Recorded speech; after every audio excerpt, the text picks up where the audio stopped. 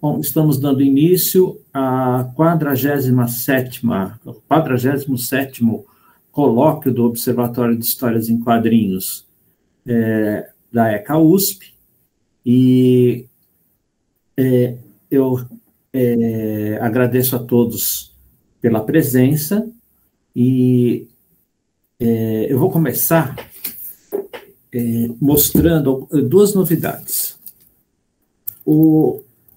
Quem já leu The Boys, do Garth Ennis, essa edição, querida Beck, é o 13º volume, porque o The Boys teve 12 volumes. Aí o Garth Ennis fez esse 13º com a história de uma personagem secundária que aparece pouco no primeiro volume, mas ela dá a motivação para um dos personagens se tornar parte desse grupo. A outra novidade que eu quero mostrar para vocês, o mês passado eu falei do Bouncer Primeiras Aventuras, do Jodorowsky e do Bulk. E agora saiu essa graphic novel chamada To Hell and Back. Apesar do título em inglês, é a edição brasileira pela Comic Zone, e como eu gostei muito do outro álbum, essa graphic novel aqui parece ser bastante interessante. E essa aqui do The Boys, o volume 13, saiu pela Devir. Então, vou passar agora a palavra para o Gazi, ou Gazi, para falar de sua experiência na França com os quadrinhos. Bom, obrigado, Roberto. Eu estou falando aqui, mudou a visualização para vocês? Está aparecendo? Está aparecendo. Está aqui para mim aqui no OBS. Aparecendo agora. Você. Então tá bom. Só porque eu vou mostrar aqui um material, né? A exposição lá no Centro Pompidou de Paris se chama La BD à tous les étages, ou seja, a BD em todos os estágios.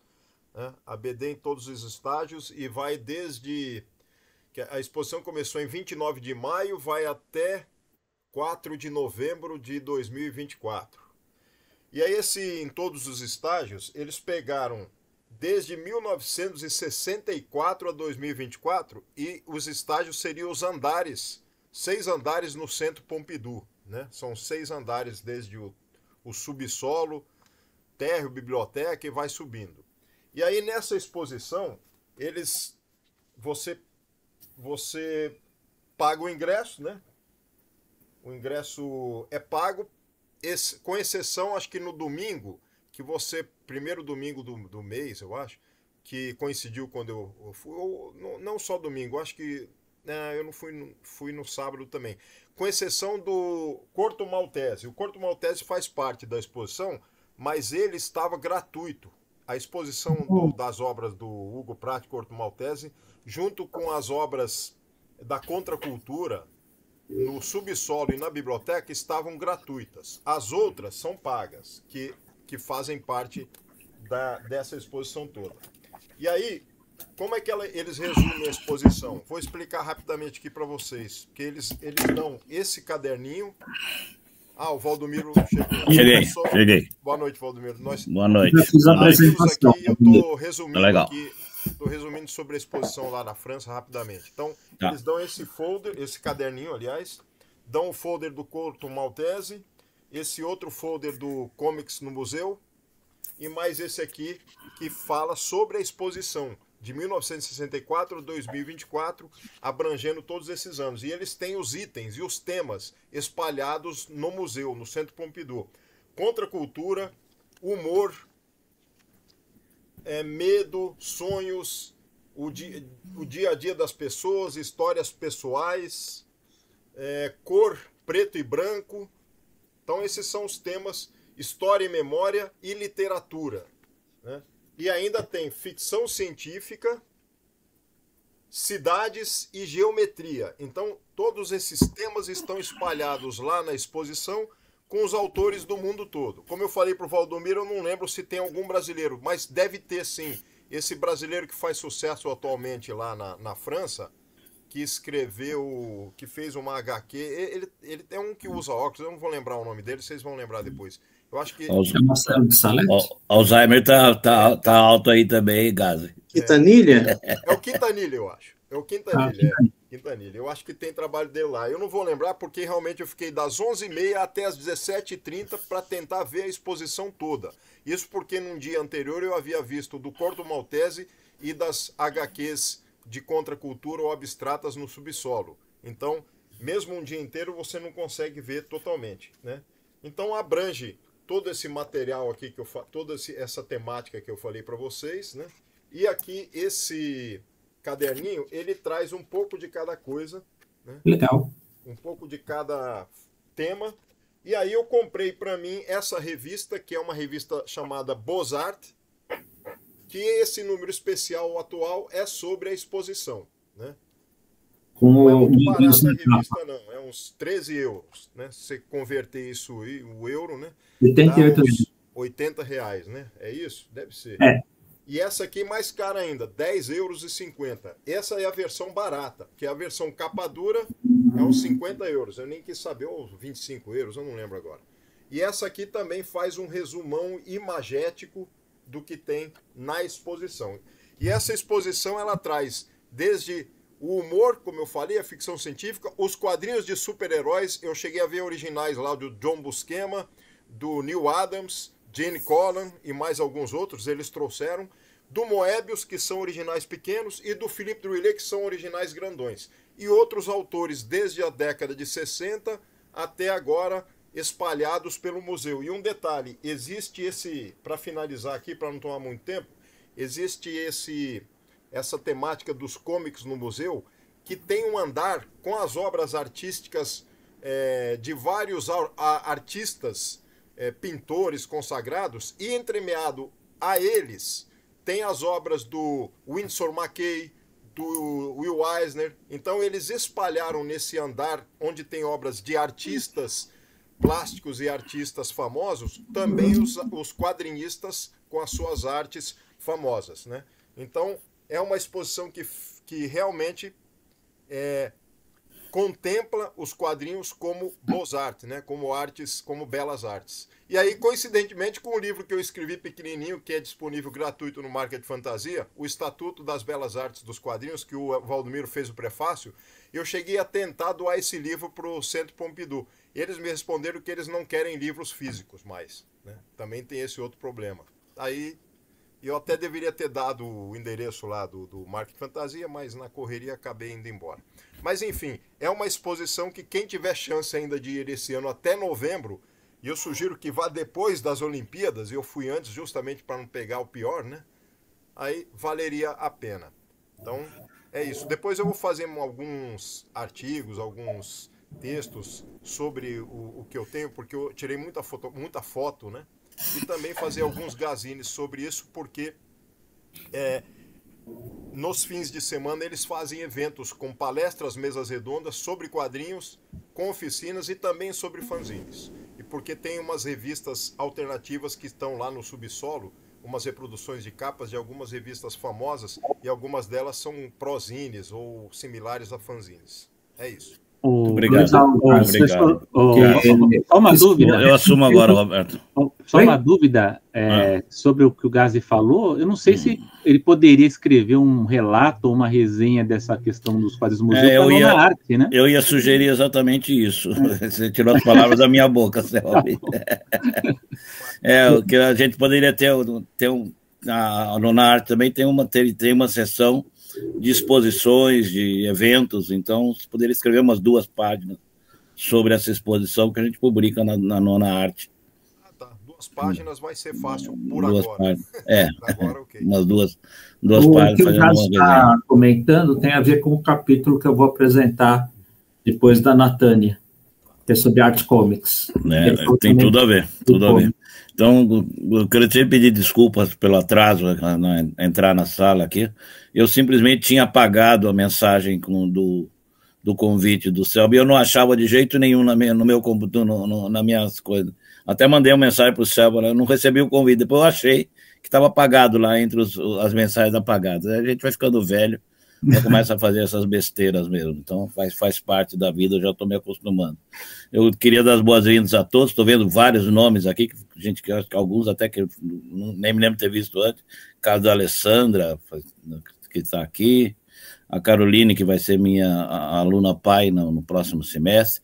Queria agradecer ao Miguel Mendes pelo envio do livro, gostei muito, recebi a semana passada, né, e todos os outros que estão aí, que sejam tudo professor Lauro, né, então todos que estão aqui, que alguns já apresentaram, especialmente a nossa convidada de hoje, a Natânia, né, a Natânia que vai fazer a apresentação do seu doutorado. Estou vendo aí a Alessandra. A Alessandra está onde? Você está fora do Brasil, né, Alessandra? Não, Brasília. Brasília. Está fora do Brasil. Tá. Quase isso. Não lembrava mais onde você está, mas é um prazer tê-la conosco. Obrigada, professor. O professor Alberto Pessoa também está de volta. Então, será um prazer a gente nos encontrarmos aqui. Hoje, eu não sei se o Gás já falou, que foi a defesa de exame titular do professor Edgar Franco, né, já porque passou, então temos mais um titular que trabalha com histórias em quadrinhos, mais um professor titular que trabalha com histórias em quadrinhos no Brasil. Isso é muito importante para a nossa área, né, porque vai mostrando que são pesquisadores com quadrinhos que chegam ao último nível da carreira, acho de ser um C4 ou 5, mas quanto mais, melhor. Então, para um louvor especial ao professor Edgar Franco, eu estive no começo lá, assistindo a abertura, né, eu era suplente, que tem uma grande carreira como professor titular. Não sei se alguém falou também da novidade, tem uma feira de livros no Pacaembu, você já comentou, Roberto? Não, lá na Praça Charles Miller. Fala, Valdomiro, fala dessa. Então, porque vai ter uma feira de livros, eu não fui lá, mas vai até domingo, tem mais de 150 editoras, parece que tem bastante lançamentos.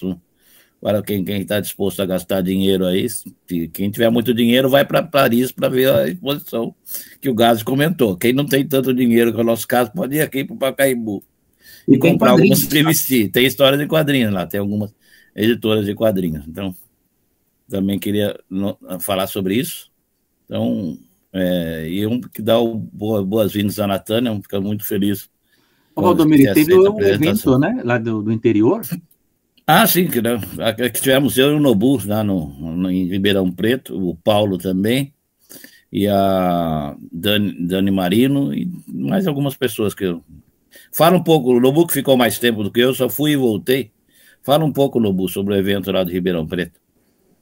Bom, boa noite, pessoal. Foi um evento, a promoção foi conjunta do SESC, uma biblioteca lá de Ribeirão Preto, que é a Sinha Junqueira, e da USP, né, por meio do professor Marco Antônio Almeida. Ele promoveu, ele coordenou o evento, e teve, então, a primeira noite foi na terça-feira, que foi lá na USP, né, no Departamento de Letras, numa sala lá da USP.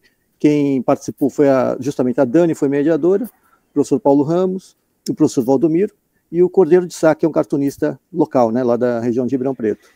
Os outros 3 dias, porque aí teve na quarta, quinta e sexta, foram na biblioteca Sinha Junqueira. Eu só fiquei para a noite de quarta, né, que eu fiz a minha apresentação, falando sobre quadrinhos e negritude, com o Rafael Calça.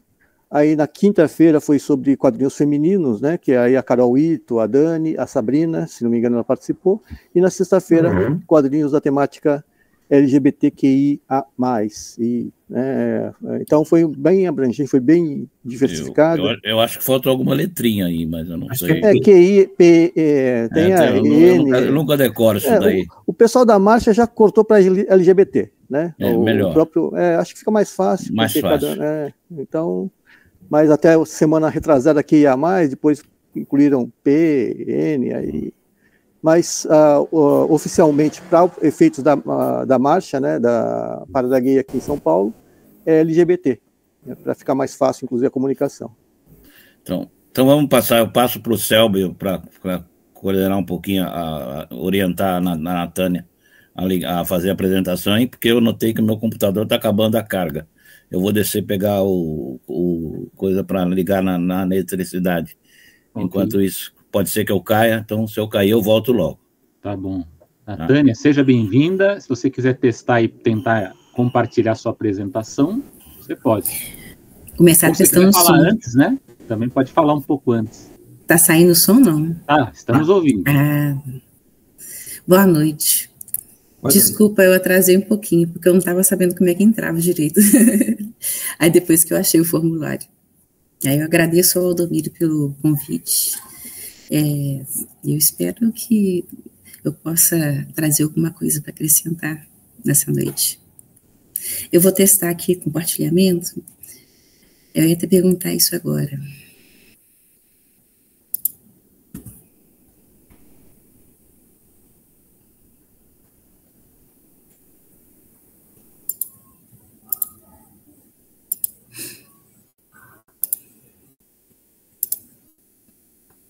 Está compartilhando? Vamos ver, sim. Eu preparei. Você consegue maximizar, né, a imagem? Consigo, não. Deu certinho? Isso, funcionou. Então, assim, eu já posso começar, não? Ou vocês vão falar alguma coisa? Pode começar. Ai, meu Deus. Eu devo estar mais nervosa que um dia da defesa da tese. É porque eu vou começar pedindo desculpas, porque eu pensei, desde que o Valdomiro me convidou no início da semana, em preparar alguma coisa mais abrangente, só que a correria de escola, eu estou em final de semestre, eu dou aula na educação regular, então é uma loucura. Natânia, só para te guiar, né? Então você pode falar também, sou orientadora, né? Também, se você quiser. Só dando o limite do horário, até por volta de 9h15, você pode falar, né? A gente prefere, se possível, até um pouco antes das 9, para dar o tempo das questões, né? Aqui, né? Então, eu prefiro antes das 9 também. Porque tem uns que se empolgam e vão longe, né? Então, a gente antes das 9 para dar tempo do pessoal que tiver comentários puder falar também. Mas isso, então, pode falar. Então eu ia até completar que eu separei algumas partes da tese, não coloquei, até para não ficar muito também cansativo, porque ela acabou ficando muito mais extensa do que originalmente. Quando eu introduzi a ideia, como surgiu a ideia, eu conheci essa revista, a Nana, a partir de uma pesquisa que eu fiz para um artigo sobre mulheres quadrinistas na França, que o Amaro Braga pediu. Ele precisava de uma pessoa para escrever um artigo e praticamente insistiu até eu concordar. Aí eu comecei a entrar em contato com quadrinistas, comecei a trocar algumas informações, né, e acabei até conversando com a Trina Robbins, saudosa, né?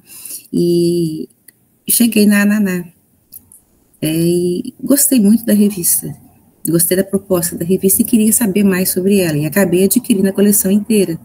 Eu fiz uma gambiarra, vamos colocar dessa forma, que eu comprava online os fascículos da revista e mandava entregar na casa de um amigo meu em Portugal, porque não tinha entrega no Brasil. E aí, quando chegou no final do ano, eu consegui pegar a coleção toda em mãos, né? Mas quando eu comecei a estudar a revista, eu não pretendia fazer doutorado com o tema dela, não estava no meu projeto, foi para curiosidade mesmo. E acabou que eu me apaixonei, tanto pela revista, quanto pelas autoras, quanto pelo contexto. E aí eu produzi uma tese de doutorado, a minha orientadora foi a Mary Del Priore, e a gente buscou fazer um trabalho de memória social a partir da revista Anana, que ela teve apenas 9 fascículos publicados. E aí a gente tentou fazer um trabalho de contextualização do período, né, que é os anos 70, que é quando a revista vai surgir, junto com o movimento de libertação feminina que estava acontecendo na França naquele momento, que influenciou, inclusive, a própria ideia de se fazer uma revista feita por mulheres, completamente feita por mulheres, assim, entre aspas, né, editada por mulheres, produzida, tantos artigos, que é uma revista que tinha 30% do conteúdo em artigos e textos, quanto os quadrinhos também feitos para mulheres e para público adulto. Então, é assim, uma revista que foi criada para público adulto, para ser consumido por maiores de idade, né, e que acabou sendo vítima da censura, mesmo sendo destinada ao público adulto. Então, aí, bom, eu vou começar dando umas explanadinhas aqui. Então, essa tese, então, ela foi produto de uma experiência de recriação da memória. A memória de quem? Memória tanto do movimento de liberação feminina, né, mesmo que indiretamente, quanto das mulheres que trabalharam com quadrinhos e que participaram da experiência da Ana, que vai ser descrevida como uma aventura. Assim como a Humanoides Associés, ela foi criada a partir da ideia de se fazer uma aventura editorial, a Naná, que vai ser, vamos dizer assim, a irmã caçula da Metal Rolando, ela vai também trazer essa proposta. E uma revista que tanto reflete um contexto de lutas e um contexto marcado por grandes debates na França, quanto também é uma revista que é produto de um mercado que está crescendo naquele momento. Não foi uma revista criada, vamos dizer assim, por fins ideológicos, né? A gente está aqui para defender os direitos das mulheres, a revista é para isso. Não. Inclusive, é uma revista que se apresentava como neutra, né? Nós não abraçamos um movimento feminista e nós não temos nada contra os autores, né, em geral, mas a gente está aqui para defender um espaço para as mulheres e a gente quer trazer a palavra delas, né, dar lugar para quem dificilmente vai conseguir lugar em outras revistas. Que havia poucas mulheres que trabalhavam com a produção de quadrinhos ainda na França nessa época, e essas poucas mulheres que trabalhavam, normalmente trabalhavam, tirando algumas exceções, lógico, com quadrinhos assim, mais voltados para o público infantil e com ilustração. Então, a revista, ela abriu espaço para que mulheres que trabalhavam com quadrinhos de vanguarda, mulheres que até então apenas haviam trabalhado com material voltado para o público adolescente, no público infantil, pudesse se aventurar em quadrinhos feitos para um público adulto com temáticas muito mais profundas. Uma revista e que se nacionalizou. Assim, as colaboradoras, elas vinham de várias partes do mundo, né? Você vai ter colaboradores dos Estados Unidos, vai ter colaboradores da França, da Itália, da Suíça, se eu não me engano, do Iraque ou de Israel, um país desse também, se tinha uma autora que contribuía. Então, é uma revista que ela realmente marca a época por criar esse espaço. Sem falar que, a gente vai ver mais para frente, ela traz também algumas coisas que vão destacar. Ai, meu abajur caiu. Eu tenho que pôr o abajur aqui, porque a minha casa é muito cara. Desculpa, gente. Eu levei mais susto. Aí, então, continuando aqui, a gente partiu da hipótese de que a revista ela foi interditada porque ela trouxe muita polêmica, mas não necessariamente apenas por causa disso, porque ela trouxe muita polêmica, e uma polêmica que vai ser levantada por mulheres, né? Até você vai ter muitas revistas, por exemplo, a Naná é acusada de pornografia. Havia muitas revistas que eram eróticas, revistas assim, pornográficas, que não chegaram a ser interditadas, mas a Naná foi. né, e o conteúdo dela, se você for buscar bem o conteúdo, não é um conteúdo assim que justifique todo o alarde que se fez em torno da revista. Então, a gente tem essa questão, e uma questão também em que as pessoas que trabalhavam com a revista, elas acabaram levantando posteriormente, é o fato de que a Nana, ela, quando chega um determinado momento, principalmente na edição número 6, ela começa a tentar aumentar ao máximo a polêmica, principalmente nas capas da revista, justamente para chamar mais atenção. É uma maneira de você conquistar o público com um marketing assim, meio escandaloso. Vamos trazer temas polêmicos, e às vezes até o que a descrição feita na capa não era assim, dava a impressão que teria um conteúdo muito mais chocante do que tinha realmente. E ela vai tratar de alguns temas também, como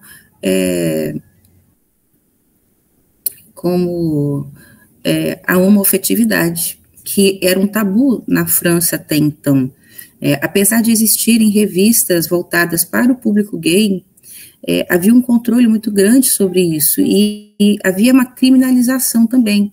Não era crime ser gay, mas, por exemplo, era considerado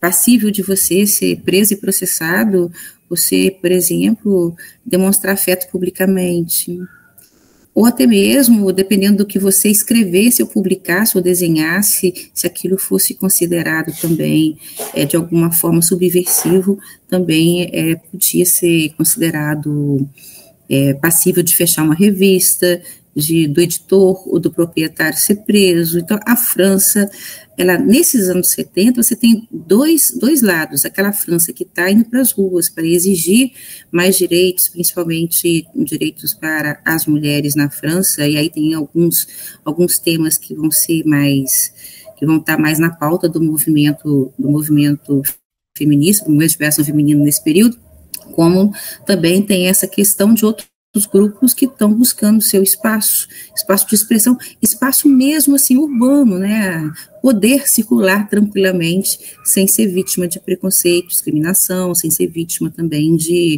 até de ação policial. Bom, e aí, como meu trabalho foi dentro do campo da história, eu tive a minha base teórica principal dentro da história. Eu peguei o Roger Chartier, né, que trabalha a questão da história do livro, e trabalha com a questão de representação, apropriação, que foram dois conceitos que eu trabalhei bastante. A Michelle Perrault, que trabalha a questão da história da mulher. Aí eu vou estar centrada nessa parte da história da mulher dentro da indústria da produção de quadrinhos na França e dentro do movimento de liberação feminina, e do Pierre Nora, que fala da questão da memória, do lugar de memória. Então, eu trabalho também a história em quadrinho, no caso a revista Naná, como um lugar de memória. E realmente um lugar de memória, porque uma das coisas que a revista se preocupava era com a memória das mulheres nos quadrinhos. Tanto que lá tem um dos primeiros artigos falando sobre quadrinhos underground, que vai ser a Trina Robbins que vai escrever.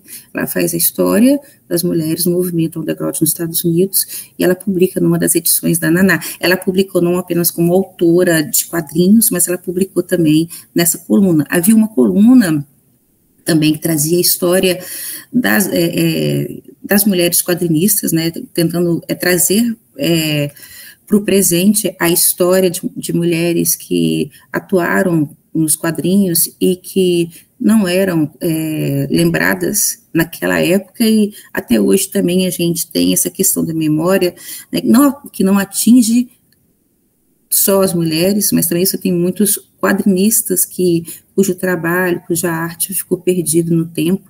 Então, é uma questão de trabalhar com a questão da memória nos quadrinhos, ela é muito importante para a gente poder até ter uma noção mais ampla de como eles influenciaram a sociedade, influenciaram a própria arte que foi produzida em países no mundo todo, né? Não apenas na França, mas no Brasil, nos Estados Unidos, na Argentina, enfim, de forma geral.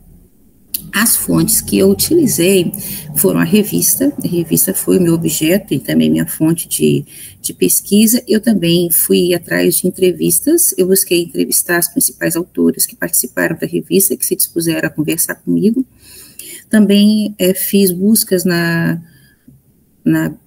Gallica, na Biblioteca Nacional da França, consegui documentos, jornais, para poder complementar o trabalho que eu estava fazendo, né, porque como eu fiz um trabalho de contextualização, né, embora a revista ela seja, vamos dizer assim, o meu objeto principal, eu também vou acabar buscando, vamos dizer assim, as origens da revista na produção anterior, né, quem que eram as mulheres que estavam produzindo quadrinhos na França, né, e em que contexto isso estava acontecendo. E aí, no capítulo 1, eu vou falar sobre a questão do movimento de liberação feminina, que vai começar em 1970. Esse movimento, ele deu origem a uma produção de periódicos por grupos feministas, que vão se formar, até o título fala que é Feminismos e a revista Naná, porque o feminismo, ele não é uma coisa que você pode encarar como sendo único, e aqui no movimento de liberação feminina a gente encontra muito isso, você tem várias tendências dentro, e essas tendências, embora elas tenham até um objetivo geral, eles concordam, precisamos fazer isso, cada um acabava tendo um caminho diferente. Então, você tinha desde grupos mais intelectualizados, né, dentro das universidades, até grupos formados por mulheres operárias, né, que vão buscar, através de revistas, de periódicos, a forma de poder colocar suas ideias para um público maior, também de militar, em cima das propostas que o movimento de liberação feminina naquele momento tinha. E aí, uma das propostas que estava presente, né, eram duas propostas que estavam sendo muito discutidas. Primeiro, era a questão do aborto. O aborto na França era criminalizado, né? Isso é um assunto até atualmente que está dando o que falar, né? Então, vamos lá, há quase 50 anos atrás, mais de 50 anos atrás, o aborto na França era criminalizado. Ele era criminalizado e, por conta disso, as mulheres reivindicavam o direito ao aborto. Você vai ter mais casos, por exemplo, de mulheres que foram denunciadas por fazer aborto e foram para a prisão, ficaram anos presas, e se considerava isso uma coisa que deveria se mudar. Então, era uma das principais pautas.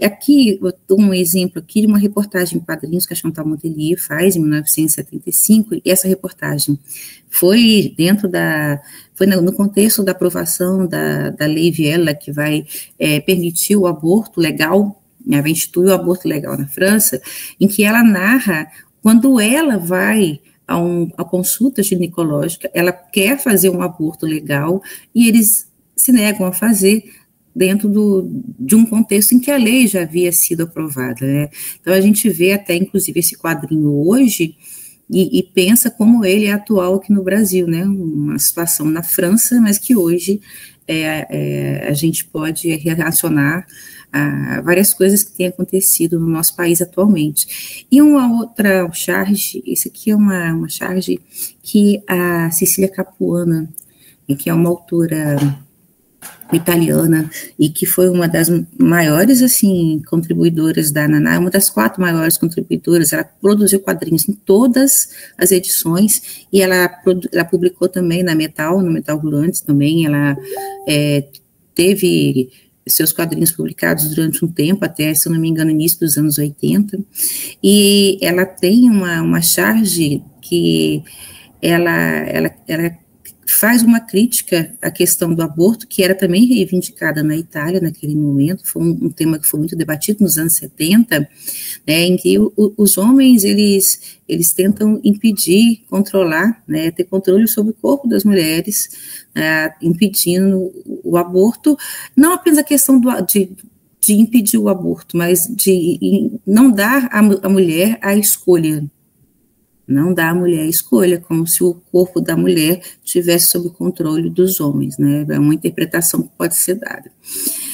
E aí eu falei das revistas que foram produzidas, e eu trouxe 3. Na verdade, eu cheguei a analisar 4, mas essas 3 que eu consegui as cópias digitalizadas, você tem aqui a primeira revista, que é Le Touchant Brûle, que era praticamente a revista oficial do movimento, Les Pétrolaises, que era do movimento operário feminista, né, as mulheres operárias que vão nessa revista, e a revista Coletes, que era uma revista voltada, inclusive, ao movimento underground também, nesse momento, e pegava também discussões do movimento feminista, não, representando 3 tendências diferentes também do movimento.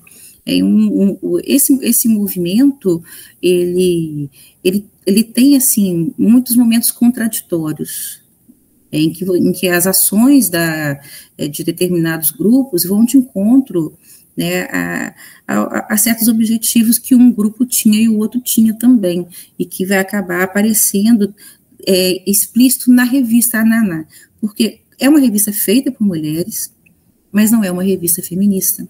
A gente vai tratar isso depois. E aí, no capítulo 2, eu fiz um apanhadozinho bem rapidinho sobre a questão das mulheres na indústria dos quadrinhos, pegando algumas autoras que começaram lá no século XIX, chegando até a autoras que vão debutar nos anos 70, pegando estilos e épocas diferentes, né? Tem aqui a Jacqueline Rivière, né, que vai ser famosa, vai ficar conhecida como sendo uma das autoras de Bécassine, né? Ela vai ser editora da revista La Semaine Suzette e vai vir com a ideia da personagem Bécassine, e que mais tarde a autoria dela vai ser esquecida.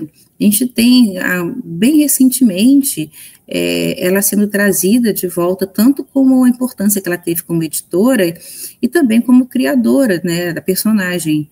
E tem alguns livros que falam da história dos quadrinhos na França, que ainda não trazem o nome dela ainda. Quando eu fui a Angoulême em 2019, eu comprei um livro, que é um livro sobre história dos quadrinhos na França, e quando chega na Bécassine, o nome dela não aparece. Enquanto que outros autores já há um bom tempo colocam ela, nem como editora ela aparece. Então você tem, dentro da própria produção historiográfica voltada para os quadrinhos na França, um certo apagamento de alguns nomes importantes. A Marie Duval,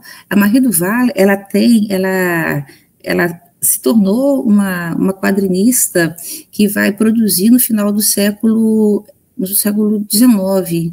Né? Ela era uma atriz de teatro que vai começar a produzir charges e quadrinhos também. Inclusive, dentro da revista Ananá, tem um artigo justamente sobre ela, que está lá, Memória das Mulheres nos Quadrinhos, e ela aparece como sendo uma, se eu não me engano, na primeira edição. A Olivia Clavel, que é uma das fundadoras do coletivo Bazooka, e é uma das mulheres que destacou dentro do movimento underground na França, e que publicou em Ananá. Né? Ela criou um personagem para lá, chamado Joy Tellet, né? E era um personagem, assim, bem interessante. É um personagem bem interessante, em que ela mistura uma série de conceitos, e a gente pode falar até que ela faz experimentações com esse personagem. Ela não publicava regularmente na Ananá, mas dentro da produção de quadrinhos underground na França, ela foi uma das mulheres que vai se destacar mais, uma das poucas mulheres que vai se destacar. E a gente tem, é lógico, a Clé Bretéché. Clé Bretéché, ela vai ser super reconhecida pelo trabalho dela. Ela faz quadrinhos voltados para o público adulto. Ela tem um humor, assim, muito específico. Ela publicou para adultos, a linguagem dela, o tipo de abordagem que ela faz, e ela tem uma coisa que eu descobri quando eu estava trabalhando com o material para a tese. Ela foi a primeira pessoa a ter sucesso mesmo em autopublicação. Ela publicou os seus quadrinhos sem editora e vendeu muito. Então, ela foi a primeira pessoa, não é a primeira mulher, a primeira pessoa a ter sucesso com a autopublicação, e era considerada uma socióloga dos quadrinhos, né? As pessoas gostavam dela. Ela não é uma colaboradora da ANANA, e ela não era militante do movimento feminista. Inclusive, esse quadrinho aqui, Questões Feministas, ela faz uma crítica ao movimento feminista. Ela era, em essência, criticava a burguesia, criticava a classe média e criticava também o movimento feminista, que dava abertura para isso, né? Quando você tem muitas tendências dentro de um movimento, as críticas elas vão aparecer em grande quantidade também. A Florence Sestack publicou na revista Ananá. Ela é uma das que teve um volume relativamente grande de publicação. Ela tem essa charge, ou já de charge, que é de página inteira, que acho que, se eu não me engano, a tradução são Os Babacas, em que ela descreve os homens babacas na França. E ela tem muitos outros quadrinhos também que ela publicou na revista, e desde o início é uma das que abraçou a ideia de uma revista feita por mulheres. Na verdade, houve uma oportunidade, né, principalmente para aquelas que não tinham onde publicar, ou que publicavam apenas em fanzines, não desvalorizamos, fanzines, tagares, publicava apenas em fanzines, não conseguia atingir o público adulto, o grande público. A Ananá, ela deu uma abertura para isso. Foram mais de 30, bem mais de 30 autores que circularam pela revista, mesmo que publicando uma vez, duas, mas elas estavam lá. E a revista, ela vai... a gente pode falar que ela vai ir muito além daquilo que a imprensa francesa estava acostumada naquela época, né? Você tem uma revista feita por mulheres, aonde os homens são convidados a colaborar. Cada revista tinha 5 páginas em que um autor, né, geralmente um autor que já publicava na Humanoides Associés, ele podia publicar. O Sérgio Macedo, por exemplo, ele teve, se eu não me engano, na revista número 5 ou 6, ele publicou um quadrinho inteiro, né, de 5, 6 páginas, e cada revista você tinha participação de um homem. É aquela ideia que a Janique, que é a fundadora, né, seria a fundadora da revista, segundo a Mila Fardot, teórico francês em Gasca. Ela fala que a Janique veio com a ideia. Ela veio com a ideia de criar, e ela era casada na época com Dionnet, que era um dos diretores da Humanoides Associés, de criar uma revista feita por mulheres. E aí os convites começaram a ser feitos. E essa parte aqui foi uma parte muito legal de trabalhar. Por quê? Porque eu fui atrás dos relatos de como a revista começou. Aí, se você cruza os relatos, a Chantal Montelier fala uma coisa, a Cecília Capuana fala outra coisa, a Trina Robbins narrava de outra forma. Então, embora fossem os mesmos personagens envolvidos, as narrativas elas variavam muito, porque a memória de cada um com relação a quem começou com a revista, como ela começou, ela variava muito. Então, foi bem interessante trabalhar essa parte, até para ver como a memória ela mudava de acordo com a pessoa que estava relatando a história.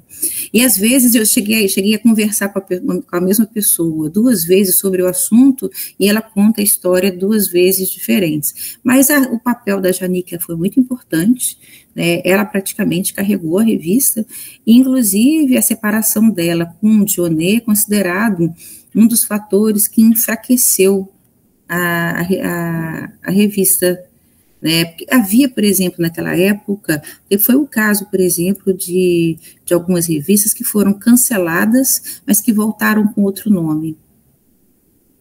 Praticamente só trocava o nome e as pessoas voltaram.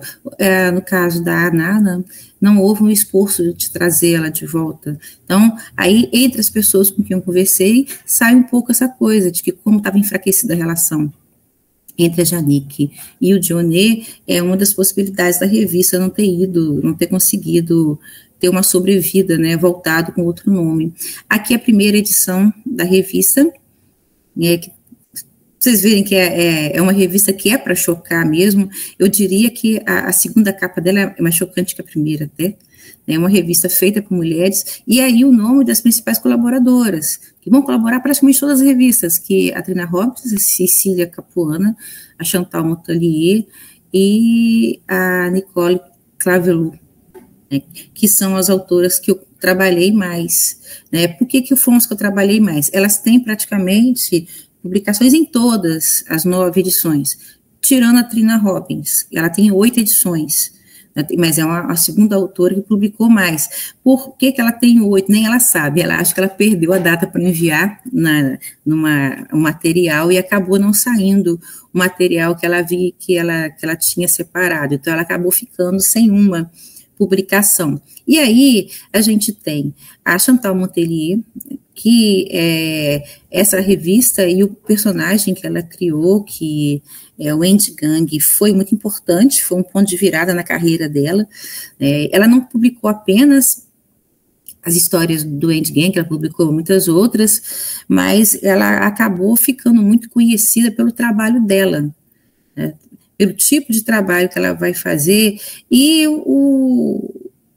das autoras que publicaram na revista, ela foi uma das que foi a mais militante, assim, aquela que militou mesmo. Ela se apresenta como feminista, ela fazia um trabalho de crítica política e social, e os quadrinhos dela são, assim, até muito duros, assim, para o contexto da época, para quem estava naqueles anos 70, ler os quadrinhos dela era muito fácil relacionar com as situações que ocorriam na França naquele momento. A Nicole Clavelou, né, que tem os quadrinhos dela lá, são maravilhosos. Ela fez uma experiência de produzir quadrinhos para público adulto com a Naná, e que ela fala que foi uma experiência muito boa, porque ela pôde tratar de diversos temas, embora ela faça muitas críticas à sociedade, relações de gênero e tudo mais, ela fala que era uma coisa que saía espontaneamente, ela não tinha nenhum viés, assim, feminista, ela não estava ali para publicar quadrinhos para defender nenhum ponto de vista social necessariamente, mas que ela acabava representando aquilo, colocando no quadrinho aquilo que ela via, acreditava, que ela sentia, né, fruto do contexto mesmo que ela estava vivendo naquele momento. A Cecília Capuana, que particularmente é a minha preferida, não deixa a Chantal Montalier saber disso não, mas ela é minha preferida, os quadrinhos dela são maravilhosos, ela tem um estilo maravilhoso, ela é uma autora, assim, de mão cheia. Ela publicou até os anos 80, depois ela passou a se dedicar mais para ilustração e para pintura. O Rogério Campos está fazendo um trabalho inédito com o material dela, que vai sair agora no segundo semestre aqui no Brasil, em forma de álbum, se eu não me engano, é a primeira vez que os trabalhos dela em quadrinhos são reunidos em um álbum, e vai ser aqui no Brasil que vai acontecer isso. Eu já vi uma prévia do álbum, e assim, um material muito bom, não apenas o material que ela produziu para a revista Naná, mas também o material da Metal Land e o material que ela publicou na Itália também. É uma autora que tem um traço bem característico, e os temas dela são, assim, são muito, muito legais. A capa da revista que fizeram de comemoração à Naná, que saiu ano passado, é de um dos quadrinhos dela, né, cuja temática eram as bruxas. A Trina Robbins, né, que deixou a gente esse ano. Ela publicou vários quadrinhos, ela publicou desde quadrinhos que faziam homenagens a personagens ligadas ao feminismo, como também ela tem uma personagem que é bem interessante, que é a Lulu. A Lulu é uma espiã do período da Segunda Guerra Mundial, e ela é negra, é uma personagem negra. E a Lulu, ela é uma personagem bem assim, bem atípica dentro daqueles que a gente tem publicado lá. Se eu não me engano, foi uma das poucas, ou foi a única personagem negra, a única personagem protagonista negra que vai ter na revista Ananá. E, por fim, né, tá acabando, falei que vai acabar antes das 9, por fim, a gente tem a interdição da revista, que vai acontecer por conta de temas polêmicos, né, homofetividade, vai ser pornografia, mas o interessante é que não foi tanto o quadrinho em si, mas foram os artigos publicados. Na revista que foi, cujo tema foi a questão da homofetividade, tinha fotos de beijo gay, tinha homens andando de mão dada, numa época em que isso, na França, não era bem visto, né, não era mesmo bem visto. Havia maioridade sexual na França para homens. Se um homem fosse hétero, a maioridade sexual dele era 14 anos. Se ele fosse gay, era 21.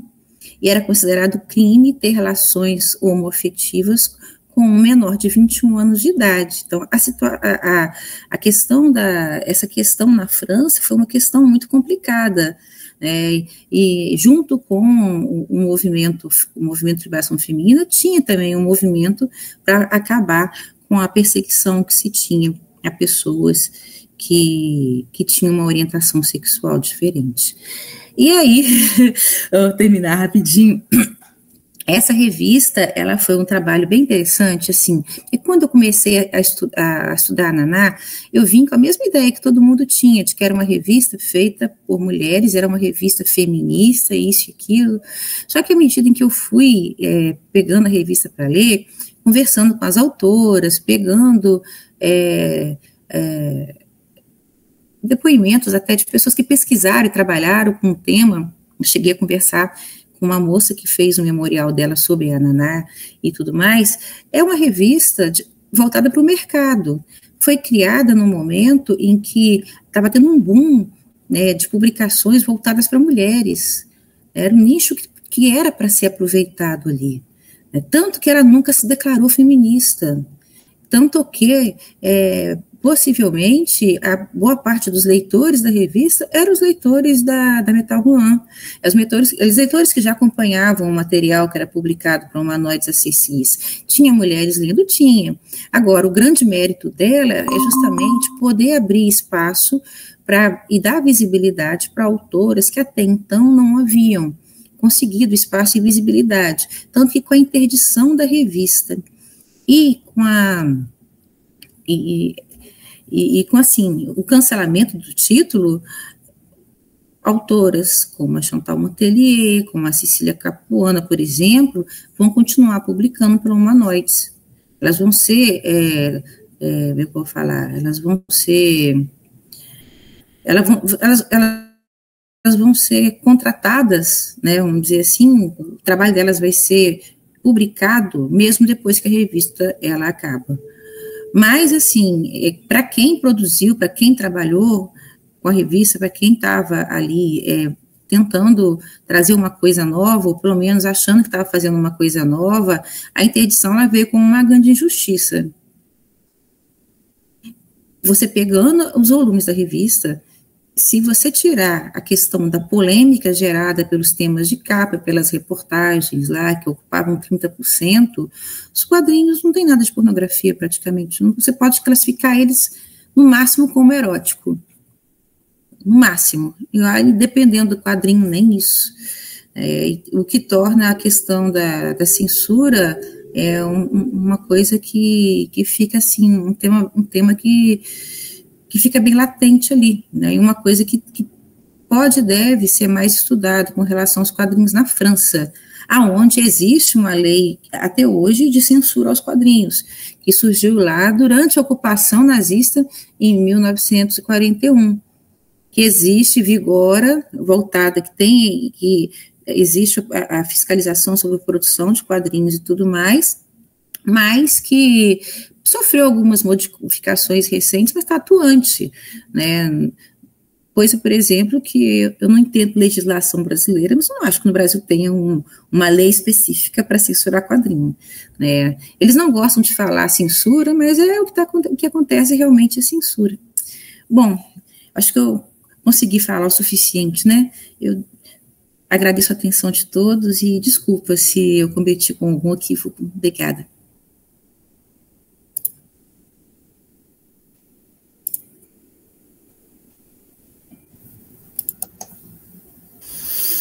Muito interessante, Natânia, muito obrigado pela apresentação. Tá?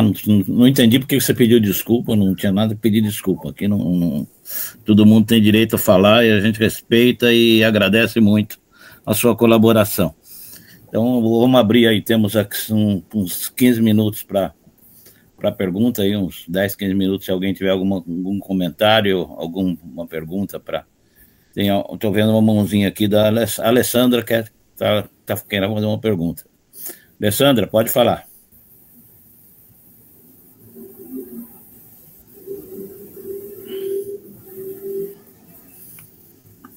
Acho que ela está só aplaudindo. Ah, estava só aplaudindo? Entendi que ela estava... Não, eram só palmas mesmo para parabenizar pelo trabalho. Incrível. Legal. Parabéns, Natânia. Gostei demais do trabalho. O Arcano está fazendo uma pergunta. Não sei se você viu no chat. Não vi. É possível entender, nesse momento, o conceito de feminismo liberal para Naná? Não sei. Sabe por quê? Eu parto muito da questão do objetivo, sabe? E depois que a gente analisa bem a revista, você percebe que o objetivo é comercial. Então, assim, ela não quer se assumir feminista, embora ela produza material que pode ser material que pode ser lido como sendo feminista, né? Então, assim, não sei se feminismo liberal seria o caso, até porque a Chantal Motelier não tem nada de feminista liberal, né? E ela publica direto lá. Agora, tem uma coisa que é o seguinte, ela tem um marketing, a propaganda de marketing dela, que é assim, feita por mulheres, não é? Só que quando chega na edição número 6, uma editora sai e entra um editor homem, que usa um nome de mulher. Ele usa um nome de mulher, ele é da Humanoides, ele entra e passa a participar da editoração da revista, só que ele assina como mulher, porque o marketing que é uma revista feita por mulheres, né? Então, assim, eu não sei se eu arrisco chamar de feminismo liberal. Você tem informação sobre tiragem da revista? Eles falam... tem alguns lugares que falam que ela tinha uma tiragem, chegou a ter uma tiragem maior do que a Metal Roland, que vendia até mais, só que não tem, assim, nenhum dado específico. Eu tentei entrar em contato com a Humanoides para tentar ver isso, mas eu não consegui. Então, assim, dado específico de tiragem, não. Tem o que se dizia. Se dizia que a tiragem, ela chegou a ser maior, e a vendagem chegou a ser maior, mas houve um período de declínio ali também, principalmente quando veio a questão da censura, vieram as críticas, houve um declínio muito grande nas vendas, porque primeiro o que aconteceu? Primeiro, ela foi tirada da banca, assim, ela não podia ser exposta. Se você quisesse a revista, você tinha que pedir para o dono da banca, tem a revista assim, ele ia lá e pegava ela fechadinha no saquinho. Aí depois veio o recolhimento total da revista. Então, assim, acredito que até o volume 5, 6, a tiragem foi relativamente boa. Depois do 7 em diante, começou a ter os problemas. Com o A8, a 9 praticamente foi recolhida das bancas. E aí a revista vai ser interditada. eu acho até que eu cheguei a colocar alguns números possíveis de tiragem da revista, mas não é exato, porque não é informação que vem direto da Humanoides, né? Eu já vou passar a palavra para o Robertson, mas antes, aproveitando que eu tenho o privilégio de ser o coordenador, então eu tenho o direito de... Eu queria só... Você não levantaria a hipótese, então, de uma motivação econômica, muito mais econômica do que censora sobre a revista? Quer dizer, ela estava fazendo, digamos assim, ela estava ameaçando as vendas de uma publicação maior, que era Metal Hurlant. Não ameaçava, não. Mas eu acho que ali também a questão foi interna também, Valdomiro, porque, na verdade, era uma questão de família, né?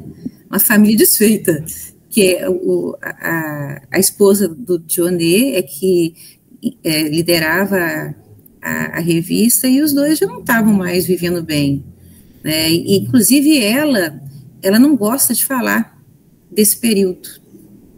Eu consegui até o telefone dela para tentar falar com ela. Ela não gosta, ela não quer falar sobre esse período. Mas o Dionê era um dos donos da editora, não era? Ele era. Então, ele era um dos donos da editora. A motivação econômica está aí. Não, mais ou menos. mais ou menos. Ela vendeu muito bem. Porque ela conseguia pegar um público que não era só o público da editora, era o público também daquelas mulheres lá do Movimento de Liberação Feminina. Era um público que a editora antes não tinha. Quem já é o público da editora comprava, porque sempre tinha um autor lá, Jean Girard, sempre um autor lá que era famoso, que já era da editora, e eles pegaram um público que era um público além daqueles que já estavam acostumados. Então, eles tinham um público bem eclético. Mas até analisar esse público é difícil, porque como é que você vai conseguir, nessa altura, depois que se passou tanto tempo, e naquela época não havia estudos sobre quem está consumindo, quem está lendo, levantamentos e tudo mais, é muito complicado. Essa parte, então, eu tentei nem ficar muito preocupar com essa parte, que é uma coisa que, se eu começasse, eu não ia conseguir terminar. Fugia do seu objetivo. O Robson levantou a mão, né? Antes do Robson, a Melina fez uma pergunta. A Melina não vi, desculpa. Aqui, ela pergunta se você acha que a revista Minas de HQ seria um equivalente hoje da Ananá? Mais ou menos. A Minas de HQ é uma revista que tem uma certa militância, que a Ananá não tinha. Aí a diferença é essa. A Ananá não é uma revista militante. Aquelas lá atrás, que eram revistas que surgiram dentro do âmbito do movimento de liberação feminina, que tinha charte, tinha quadrinho, tinha tudo no meio, junto com os textos lá, ela era militante, a Ananá não era. Por isso que, às vezes, quando eu vejo uma pessoa falando da Ananá, aquela revista feminista que arrombou, que fez aquilo, mas a Ananá não era feminista. Quer dizer, eu entendo a identidade da revista. A editora fala, nós não somos uma revista feminista, mas somos uma revista de mulheres. Então, aqui dentro tem mulheres que defendem o movimento feminista, tem mulheres que não defendem o movimento feminista, tem mulher que não está nem aí com o movimento feminista. Entendeu? Então, ela não se identifica assim. Então, eu tenho que partir da identidade da revista. A revista é uma revista feita de mulheres, é uma revista de vanguarda, é uma revista que quer trazer quadrinhos adultos do ponto de vista de mulheres. Quadrinho vai abrir para jornalistas, vai abrir para memória, vai abrir para tudo, mas ela não tem uma identidade, ela não vai se assumir militante. Já a Minas de HQ, ela é militante, faz parte da identidade dela, editorial dela, inclusive, tanto que ela só publica um material de mulheres e só trabalham com autoras. A Ananá tinha espaço para os homens.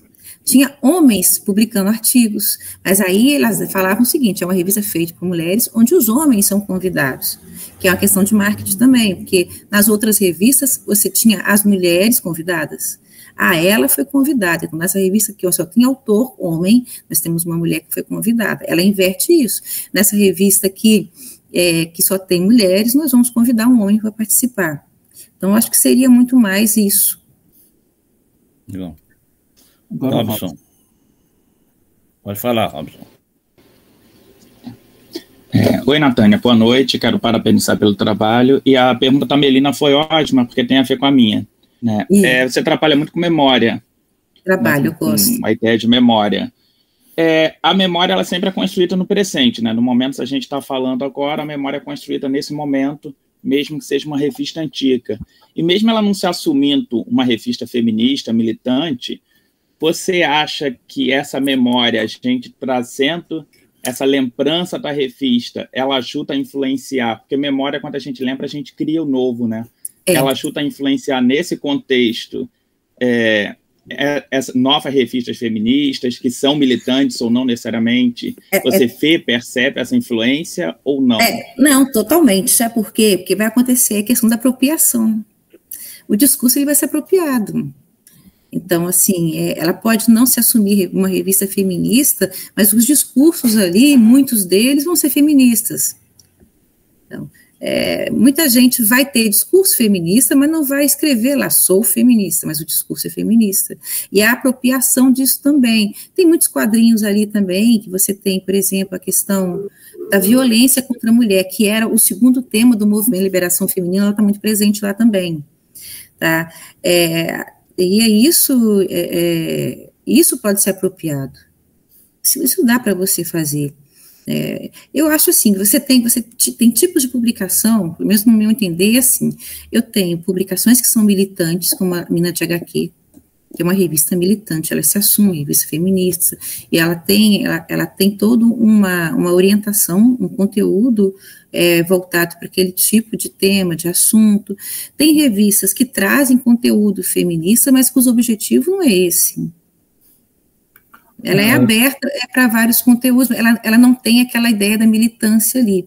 A Naná, apesar de ter autoras que eram militantes, não eram todas que eram. Aqui, agora eu que vou fazer igual o Valdomiro, eu tenho que ligar o meu fiozinho ali, que a minha bateria está acabando. Um minutinho. Obrigado só. Pela resposta. Pois não. Só um minutinho. O Joaquim fez uma afirmação. Tem o Flávio Roberto Mota, que veio antes? Não, o Joaquim agora. O Joaquim, tá. Não, aqui pela ordem tá Flávio, Miguel e Joaquim. Ah, tá. Então o Flávio primeiro. E o Arcano depois, né, que fez agora. O André. Não aparecem para mim, só aparece o Joaquim aqui. Ah, não, mas ele fez o Joaquim fez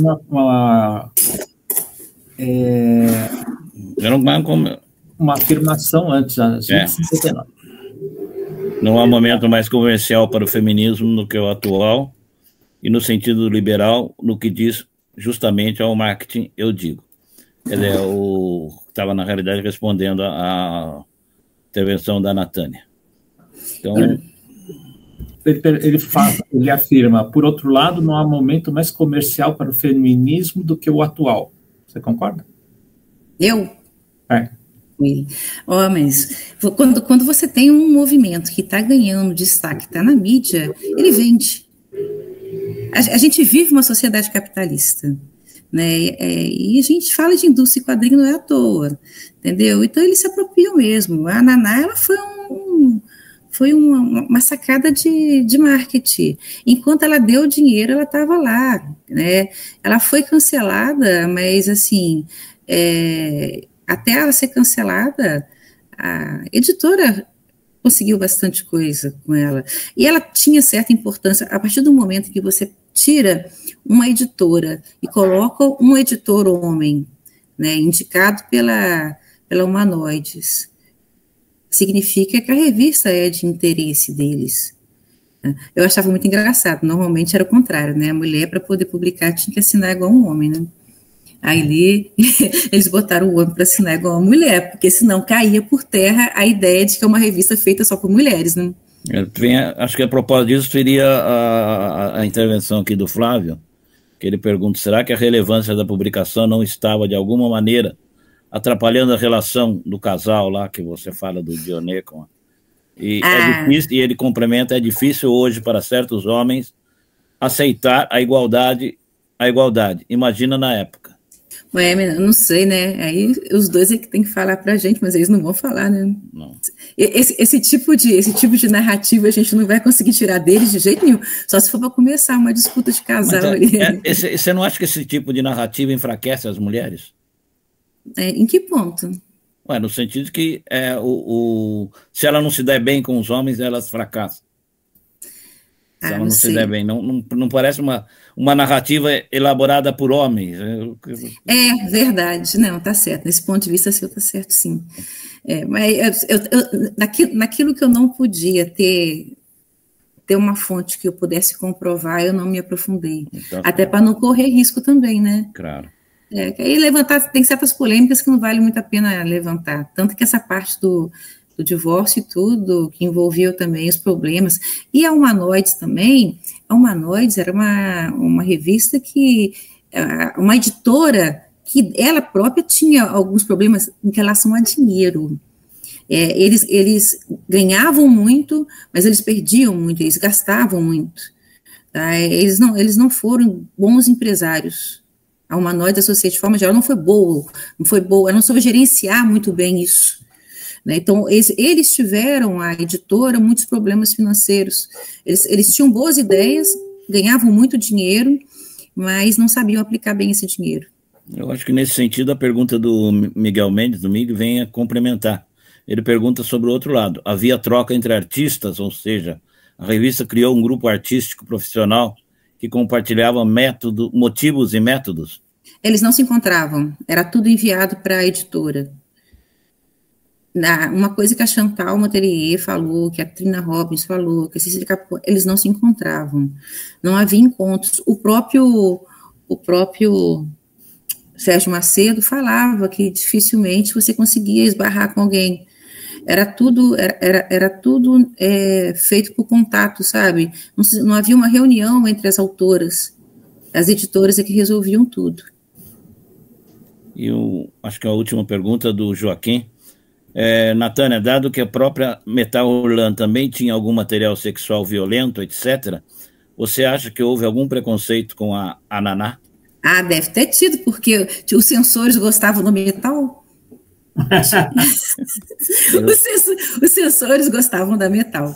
Mas é aquele lance, assim, tocou em temas que eram muito... eram temas que eram muito mimosos, né, como a homofetividade. E aquele lance de ser mulheres falando sobre isso. Até hoje, eu assisti outro dia, fiquei apavorada. Eu não consigo assistir essas coisas até o final, não, eu paro, gente. Uma deputada falando que o lugar da mulher na cozinha, em casa, cuidando dos filhos, começando a falar sobre submissão feminina em 2024. Que mulheres não devem se envolver em determinados assuntos. Você imagina 50 anos atrás. Você botando, você tendo aquela... Sempre houve aquela coisa de que o espaço das mulheres, historicamente falando, tá? É o espaço do privado. O espaço público, ele sempre foi domínio masculino. Então, quando você pega elas expressando de forma artística, falando das suas ideias, de forma ideológica, num espaço que era um espaço masculino, é complicado. E é uma revista de tiragem nacional.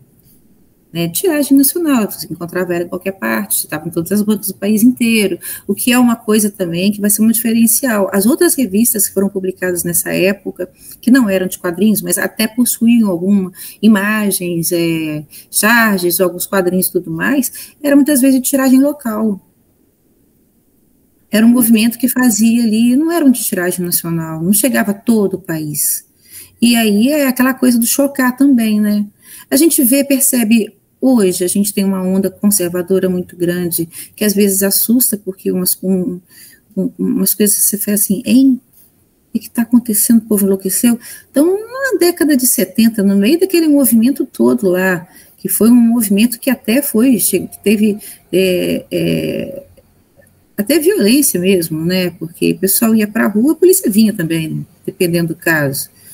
Teve gente que foi presa, teve uma lista de mulheres lá famosas que declararam ter feito aborto, né?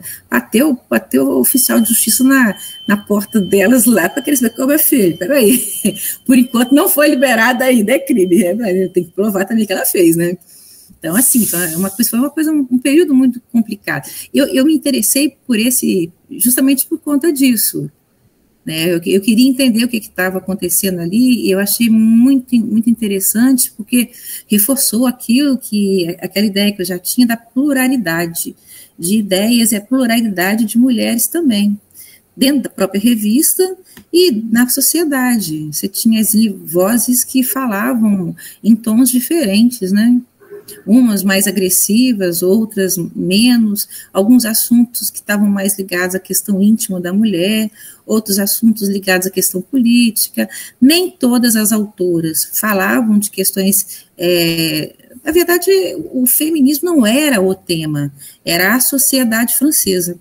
Então, a sociedade francesa, ela estava sendo o tempo todo criticada, ou no caso da Trina Robbins, a sociedade estadunidense. Então, é bem além daquilo que a princípio eu achei que seria. Foi uma surpresa muito boa.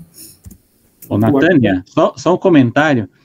Você falou da deputada, eu lembrei agora da ex-ministra Damares, que tentou, né, uma época, proibir nas escolas os livros que falavam de bruxaria. Fiquei com medo de ter confiscado o meu manual da Maga Patológica e da Madame Mim, né, porque é um manual da editora Abril, né, porque isso até foi colocado na época. Mas acho que o Roberto ia ler a última pergunta aqui, que é do André. Do André, sim. Uma boa pergunta, né? As editoriais poderiam ser utilizadas hoje para a montagem de uma revista com base em sua pesquisa. E aí ele fala assim, o conto da Aya é agora. Eu até hoje não assisti o conto da Aya. Nem eu, Valdomiro. Nem eu. Aí, eu não vou entender a comparação. Mas assim, eu sei o resumo da história, entendeu? Mas eu não assisti até hoje, não. Mas você sabe que tem algumas imagens que eram publicadas naquelas revistas lá do movimento, e algumas coisas que... tem uma, inclusive, que é bem chocante, que é de uma moça que ela foi presa por ter feito aborto. Ela era jovem, acho que adolescente ainda, e ela foi julgada, foi tudo, e eles fazem o relato do caso dela, né, do que aconteceu por conta disso, e apresentam ela numa imagem muito, assim, muito forte, amarrada num tronco, né, como se ela fosse ser queimada numa fogueira. Está perguntando se que lições editoriais poderiam ser utilizadas hoje para a montagem de uma revista com base na sua pesquisa. 50 anos. Aí é uma pergunta difícil, não sei. Você acha que, complementando a pergunta do André, você acha que o fato dela não ser feminista, ser uma revista de mulheres, não contribuiu para ela ser fragilizada? Não, porque quando ela se coloca como uma revista para mulheres, feita por mulheres, não, de mulheres, feita por mulheres, ela tá pegando todo mundo, né? Então, assim, aquelas mulheres que não se reconhecem como feministas, né, elas pegam a revista tranquilo. Sei lá, os nomes têm os rótulos, né, vamos colocar dessa forma, tem um pouco de poder, né? Você fala assim, se uma pessoa tem algum tipo de preconceito, por exemplo, quanto ao feminismo, você fala assim, esse quadrinho é muito bom, ele é feminista, a pessoa não quer ler ele, porque eu não gosto de feminismo. Se você não falar nada e ela lê, ela vai até gostar dele, depois fala, cara, quadrinho muito bom. Então, acho que a Naná, ela queria fugir do rótulo. Ela quer fazer um jogo ali de marketing, de que ela quer atingir todos os públicos. Ela quer ser aquela revista, nós somos uma revista feita por mulheres, mas para todos. A ideia seria essa. Muito bom. É interessante você apontar isso daí, então, antes de passar para o Roberto fazer a apresentação dele. Quero agradecer, Natânia, a sua apresentação muito boa, mas eu queria só apenas fazer um comentário, que é interessante você apontar todo esse histórico que eu não conhecia a fundo, e que ocorreu na França, que estava muito próximo de 68, né, que é o espaço das revoltas estudantis, e terra da Simone de Beauvoir e de tantas outras mulheres que se destacaram na luta, na defesa das mulheres, e aconteceu na França. né? Uma revista feita por mulheres sofrer tanta oposição assim e ser perseguida a ponto de ter que interromper sua publicação. É surpreendente. A terra da liberdade de expressão é o lugar onde a liberdade de expressão mais foi caçada. Tem uma imagenzinha que passou no slide, mas eu não cheguei a mostrar, que é da Anastasia. Anastasia é a censura.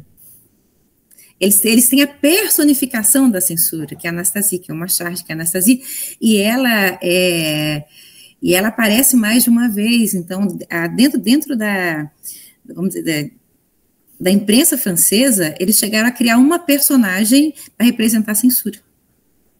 E basta lembrar também que depois de 68 foi eleito um governo de direita, né? Pois é. Mas que caiu logo, né? Era o... Caiu logo... Não, era o Giscard d'Estaing, né? Depois foi o Pompidou. Ele ficou 16 anos, o Giscard d'Estaing. Bastante tempo. E agora estão lá para entrar novamente no regime de extrema-direita. Né? Tomara que não. Mas está difícil. Hoje a Chantal Montelier escreveu para mim, ela está assim, já tá preparada já para o pior. Que o presidente da França faz uma besteira atrás da outra, né? Infelizmente, né? Então, mas isso aí não faz parte do nosso debate aqui. Então, agradeço muito. Os ingleses pelo menos trocaram, né? Os ingleses pelo menos foram para os trabalhistas, já é alguma coisa.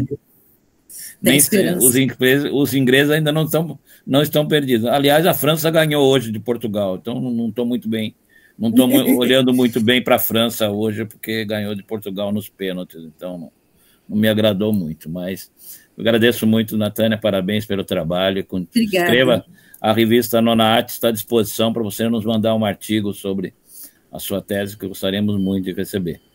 Tá? Obrigada. Por favor.